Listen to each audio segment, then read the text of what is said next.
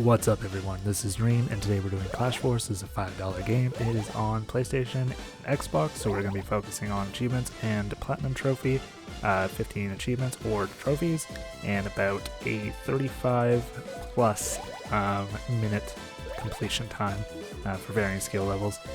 So this game doesn't have too much of a difficulty to it until you get to the final boss, so I figure why waste your time by putting out a 30-minute video for you to watch when you won't have much difficulty at all throughout the entire game until you get to that final boss. So that's going to be our main focus here.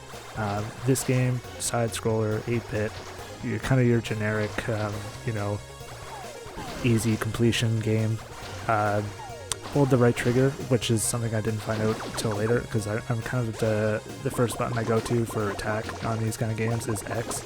If you press, or square in PlayStation's case, if you press that, you can only fire it in semi-auto, so the faster you press the X button, the faster it shoots.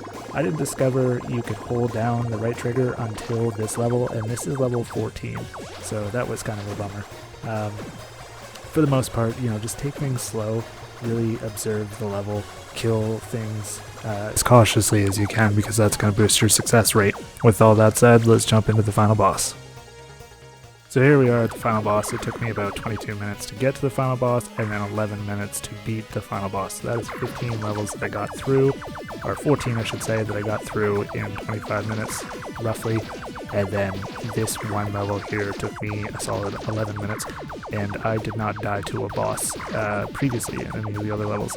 So he's got 3 different attacks while he's above 50 HP, and that is the blue ball, which kind of has a high bounce to it. The green one has a really short bounce, like not lengthwise but height-wise, so you'll want to kind of run underneath that one. And then the red one, it's a little bit sporadic, but for the most part I find generally it has kind of an in-between. It's like a medium between the green ball and the blue ball, so the blue ball bounces really high, the green one bounces really low, and the red one's kind of in between that, but at times it can differ as well.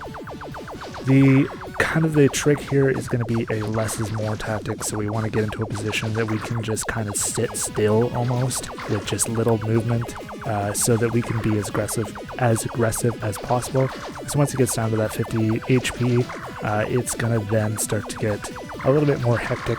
The smaller blue balls that he shoots, I find, follows the same path kind of every time, so you're not guessing with them, which is a bit kind of nice.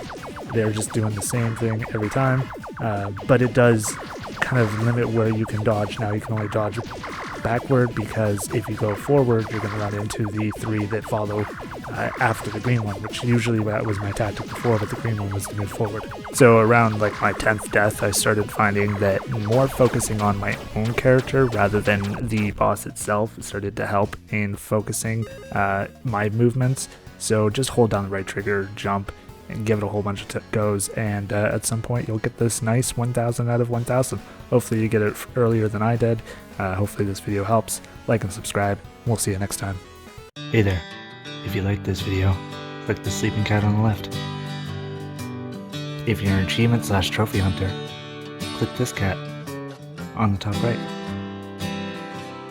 And if you're new to this channel, click the sticking out leg to subscribe.